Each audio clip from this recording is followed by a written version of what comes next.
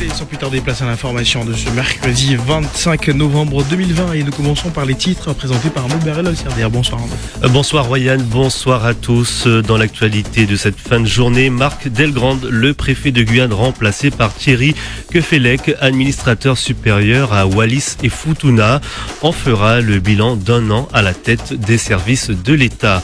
Le 25 novembre, journée internationale de lutte contre les violences faites aux femmes. En Guyane, au 31 octobre, près de 450 plaintes ont été déposées par des femmes battues.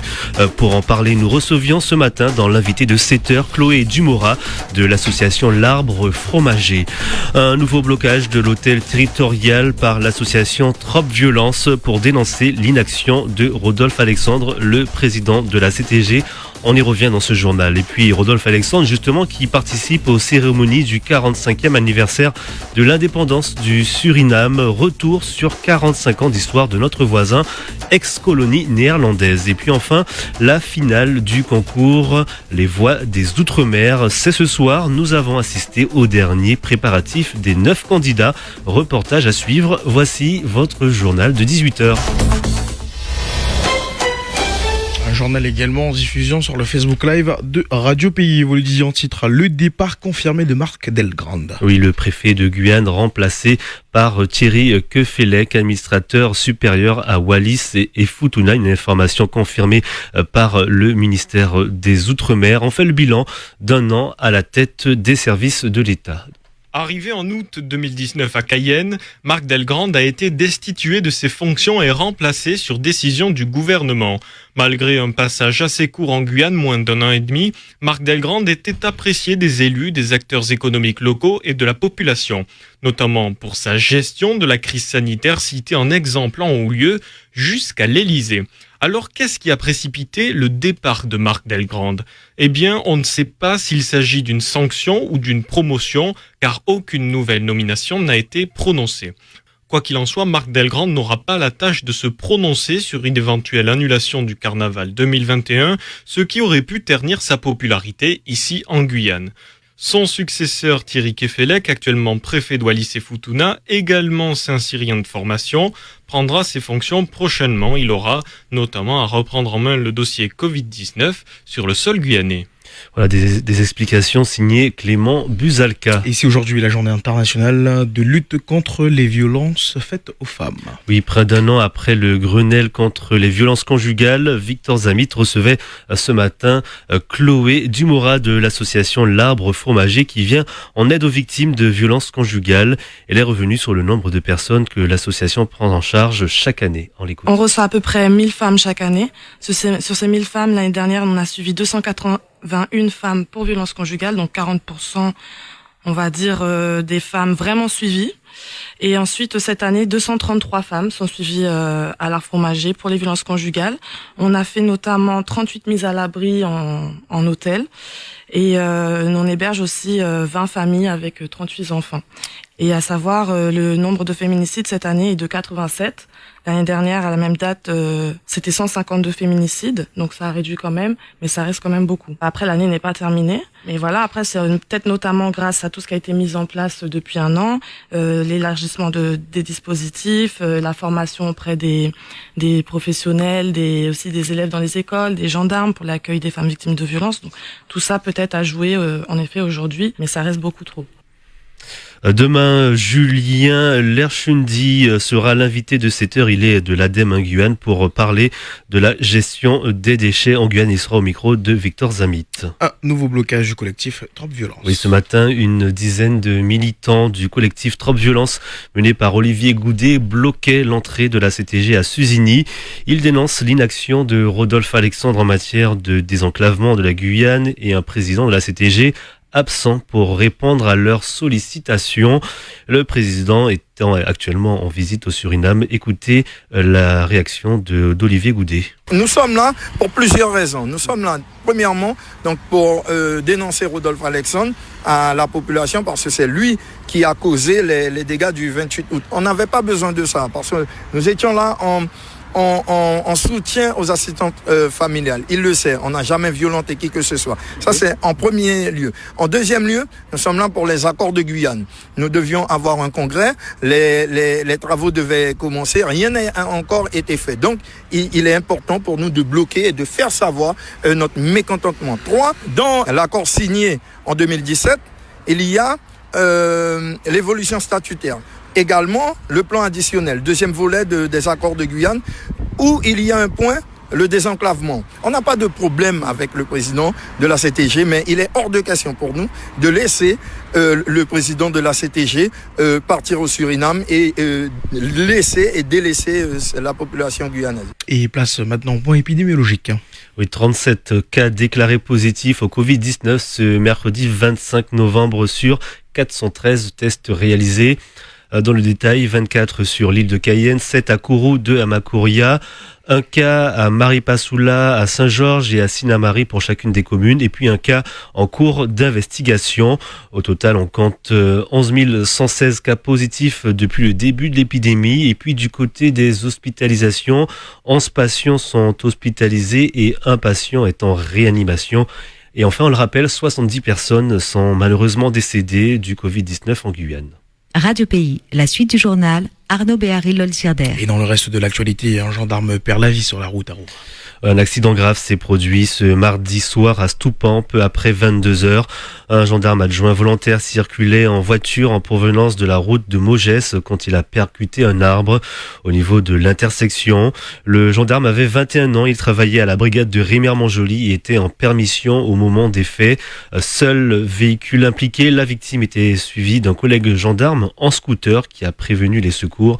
Peu après l'accident et malgré l'arrivée des pompiers, le gendarme accidenté succombait à ses blessures. Il y a 45 ans, le Suriname devenait indépendant. Oui, le 25 novembre 1975, notre voisin de l'Ouest accédait à l'indépendance vis-à-vis des Pays-Bas.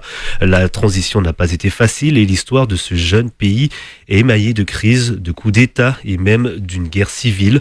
Retour sur 45 ans d'autodétermination avec Florian Royer. Indépendant en 1975, mais dans les faits, le Suriname jouissait déjà d'une autonomie importante depuis 1954, lorsque Juliana, reine des Pays-Bas, dessert l'étau sur les colonies.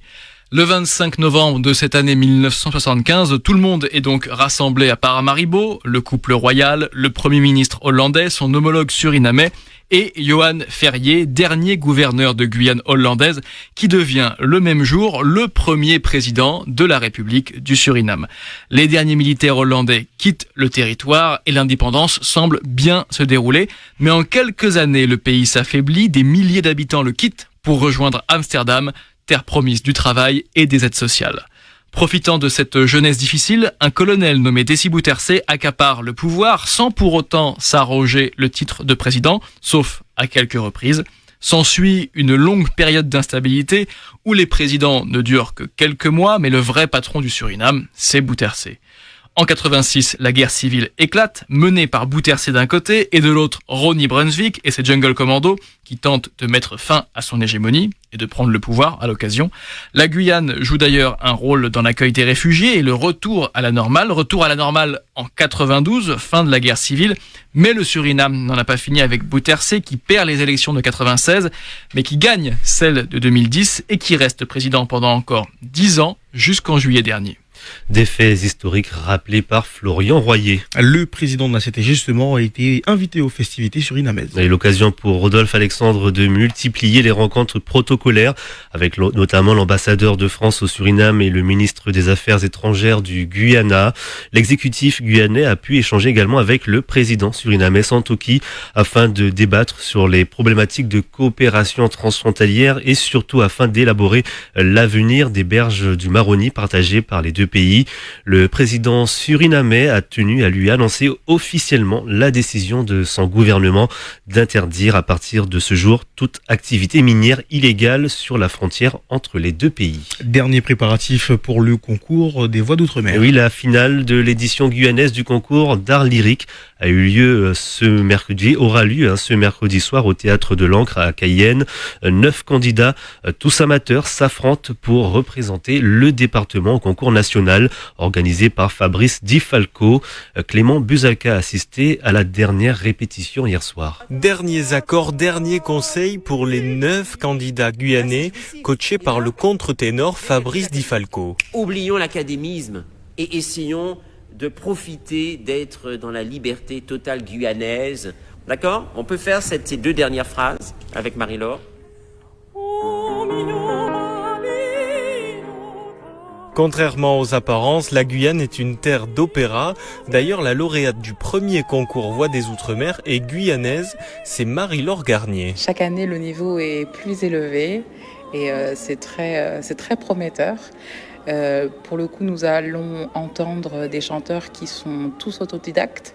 Certains travaillent leur voix depuis plusieurs années, d'autres ont découvert très récemment leur voix. Alors tout est scruté de près par Fabrice Di Falco, martiniquais et président du concours. Lui-même chanteur d'opéra, il veille sur la musique, la voix bien sûr, mais aussi sur la gestuelle des candidats. Afin que les candidats puissent convaincre le jury, j'insiste beaucoup sur la théâtralité. J'insiste beaucoup sur le côté comédien des chanteurs. Vous savez, nous chanteurs d'opéra, nous sommes des comédiens qui chantons. Nous avons un texte à mettre en avant. Quelle était la plus grande comédienne qui savait mettre en avant un texte, qui savait mettre en avant une mise en scène? N'est-elle pas Maria Callas? Et c'est justement sur un air interprété jadis par la Callas que Claire Demirjian, prof de musique au collège Concorde de Matoury, va se présenter devant le jury. Elle, chanteuse amatrice, regrette le manque de musique classique et d'opéra en Guyane et quand il y en a, son succès moyen auprès de la population. Une fois, il y avait Nathalie Dessay qui était venue en Guyane. Et c'est vrai que même au masterclass, tout ça, il n'y avait pas tant de monde que ça. Et même au concert aussi, il n'y avait pas tant de monde que ça. Pourtant, bon, Nathalie Dessay... En attendant de découvrir la prochaine Nathalie Dessay ou le Roberto Alagna de Guyane, pourquoi pas, les candidats peaufinent leurs œuvres. Ils ont encore quelques heures avant la finale. Voilà, nous aurons donc les résultats de ce concours Voix d'Outre-mer en Guyane donc ce soir. Une légende du football s'en est allée. Oui, Diego Maradona est décédé à l'âge de 60 ans d'un arrêt cardiaque, champion du monde de football avec l'équipe d'Argentine en 1986, joueur à Barcelone puis à Naples, l'ancien numéro 10 aussi détesté qu'adulé, a eu aussi une période sombre de sa vie, notamment avec la cocaïne. L'homme, la star argentine, est mort mercredi à l'âge de 60 ans. Merci beaucoup Arnaud Berriol. Le prochain point de l'information, ce sera demain dans les matinales dès 5h avec Florian Royer. Quant à vous, on vous retrouve à 18h demain. Merci, une très belle soirée à notre écoute sur Radio Pays.